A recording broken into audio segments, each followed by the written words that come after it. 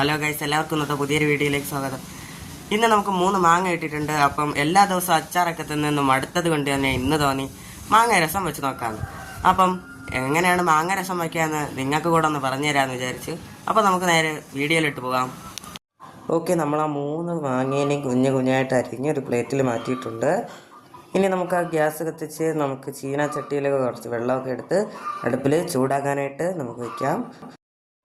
ചൂടായ വെള്ളത്തിലേക്ക് നമ്മൾ അരിഞ്ഞു വെച്ച മാങ്ങേനെ നമുക്ക് തട്ടിക്കൊടുക്കാം. പിന്നെ ഇതിലേക്ക് നമുക്ക് കുറച്ച് പരലുപ്പ്, അതായത് കല്ലുപ്പ് കൂടെ നമുക്ക് ഇതിലോട്ട് ആഡ് ചെയ്ത് കൊടുക്കാം. അപ്പോൾ ഇത് പുഴുങ്ങാനായിട്ട് നമുക്ക് അടച്ചു വയ്ക്കാം. ഇനി നമുക്ക് കുറച്ച് പുളി നമുക്ക് വെള്ളത്തിലോട്ട് കുതിരാനിടാം. കുറച്ച് മതി, കാരണം നമുക്ക് മാങ്ങയിൽ നല്ല പുളിയുള്ളത് അതുകൊണ്ട് തന്നെ കുറച്ച് പുളിയെ നമുക്കിവിടെ ആവശ്യമായിട്ടുള്ളൂ. ഓക്കെ, നമുക്കിവിടെ പുഴുങ്ങാൻ വെച്ച മാങ്ങ റെഡിയായേണ്ട സമയമായിട്ടുണ്ട്. നമുക്ക് തുറന്ന് നോക്കാം. ഓക്കെ, നമ്മുടെ മാങ്ങ ഇവിടെ നല്ലവണ്ണം തിളച്ച് നല്ല രീതിയിൽ പൊട്ടുന്നുണ്ട്.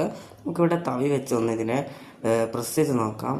ഓക്കെ, നല്ല രീതിയിൽ ഇത് പൊട്ടുന്നുണ്ട്. നമുക്കിതിനെ മറ്റൊരു പാത്രത്തിലേക്ക് മാറ്റാം. ഇനി നമുക്കിവിടെ ഗ്യാസ് എത്തിച്ച് ചീനച്ചട്ടി ചൂടാകാനായിട്ട് വയ്ക്കാം. ഓക്കെ, ഇവിടെ ചീനച്ചട്ടി നമുക്ക് നല്ല രീതിയിൽ ചൂടായിട്ടുണ്ട്. ഇനി നമുക്കിതിലേക്ക് കുറച്ച് വെളിച്ചെണ്ണ ആഡ് ചെയ്ത് കൊടുക്കാം. വെളിച്ചെണ്ണ വീത്തി ഇത് നല്ല രീതിയിൽ ചൂടാകുന്ന ആ സമയത്ത് നമുക്കിതിലോട്ട് കടുക് ഇട്ട് കൊടുക്കാം. കടുക് നല്ല രീതിയിൽ ഇവിടെ പൊട്ടുന്നുണ്ട്. ഇതിലേക്ക് നമുക്കിനി ചതച്ച വെളുത്തുള്ളിയും അതുപോലെ തന്നെ ഇഞ്ചിയും ഇതിലോട്ട് ഇട്ട് കൊടുക്കാം. ഓക്കെ, ഇതിനെ നമുക്കിനി ചെറുതായിട്ടൊന്ന് വശക്കാം. അതായത് നമ്മുടെ ഈ വെളുത്തുള്ളി ബ്രൗൺ നിറമാകുന്നത് വരെ നമ്മളിതിനെ വശക്കി കൊടുക്കേണ്ടതാണ്. ഓക്കെ, നമുക്കിവിടെ നമ്മുടെ വെളുത്തുള്ളി ബ്രൗൺ കളറായിട്ടുണ്ട്. ഇനി നമുക്കിതിലേക്ക് നമ്മുടെ മുറിച്ച് വെച്ച വറ്റൽ മുളക് ആഡ് ചെയ്ത് കൊടുക്കാം. അതിനെ നമുക്കിതുപോലെ നല്ല രീതിയിൽ വശക്കി കൊടുക്കാം. ശേഷം ഇതിലേക്ക് കുറച്ച് കറിവേപ്പില നമുക്ക് ആഡ് ചെയ്ത് കൊടുക്കാം.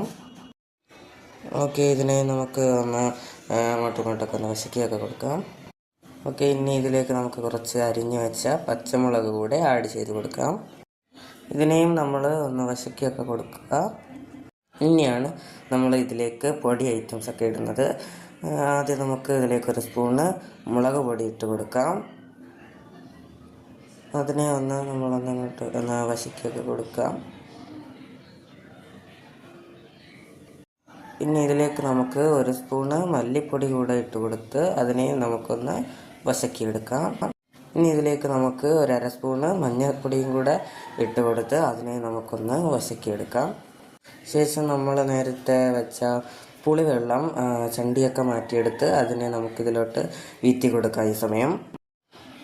ഓക്കെ, ഇതിൽ നമുക്ക് ഉലുവപ്പൊടി കുറച്ച് ആഡ് ചെയ്ത് കൊടുത്തിട്ട് ഇതിനെ നമുക്കൊന്ന് ഇളക്കി കൊടുക്കാം. പിന്നെ ഇതിൽ കുറച്ച് നമ്മുടെ കായം പൊടി കൂടെ നമ്മൾ ആഡ് ചെയ്ത് കൊടുക്കുന്നുണ്ട്. അതിനെ ഒന്ന് നല്ല രീതിയിലൊന്ന് ഇളക്കിയൊക്കെ കൊടുക്കാം. പിന്നെ വേണമെങ്കിൽ നമ്മുടെ ഈ പുളിയൊക്കെ ബാലൻസ് ചെയ്യാൻ വേണ്ടി നമുക്ക് കുറച്ച് ഉപ്പൊക്കെ ആഡ് ചെയ്ത് കൊടുക്കാം. ശേഷം ഒരു കുറച്ച് സമയം നമ്മളൊന്ന് വെയിറ്റ് ചെയ്യുക. അപ്പോൾ നമുക്കിവിടെ നമ്മുടെ രസം തിളച്ച് വരുന്നുണ്ട്. ഈ സമയം നമ്മൾ മാറ്റി വെച്ച നമ്മുടെ മാങ്ങനെ ഇതിലോട്ട് നമുക്ക് ആഡ് ചെയ്ത് കൊടുക്കാം.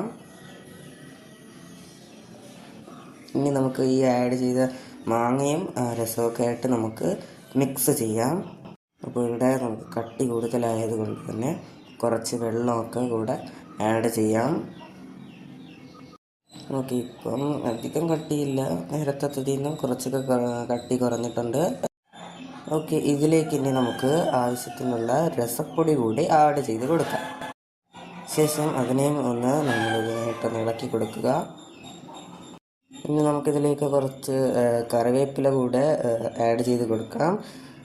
എന്നിട്ട് നമുക്ക് ഇതിനെയും ഒന്ന് ഇളക്കാം. ഇതുമായിട്ടൊന്ന് മിക്സ് ആകാൻ വേണ്ടി നമുക്കിതൊന്ന് ഇളക്കി കൊടുക്കാം. ഓക്കെ, നമുക്കിത് ഒരല്പ കട്ടി കൂടുതൽ പോലെ തോന്നുന്നുണ്ട്. അതുകൊണ്ട് നമ്മൾ ഇവിടെ കുറച്ച് വെള്ളം ആഡ് ചെയ്ത് കൊടുക്കുകയാണ്.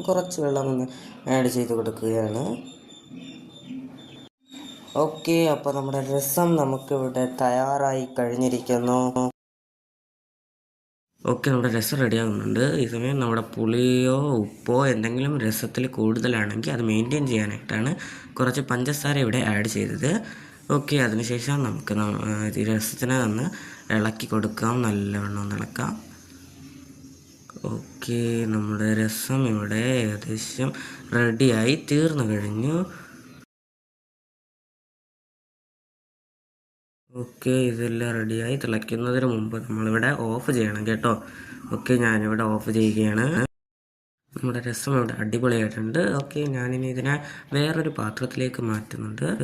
അപ്പോൾ ഗൈസ്, നമുക്ക് ഇനി ഉച്ചയ്ക്കുള്ള ചോറിൻ്റെ കൂടെ അവിയൽ, നമ്മുടെ അയല മീൻകറി, മാങ്ങാച്ചാറ്, അതുപോലെ തന്നെ നമ്മൾ ഉണ്ടാക്കിയ നമ്മുടെ മാങ്ങ രസം. ഓക്കെ, അപ്പോൾ നമുക്ക് ഇതിൻ്റെ കൂടെ ഇനി കഴിച്ച് നോക്കാം.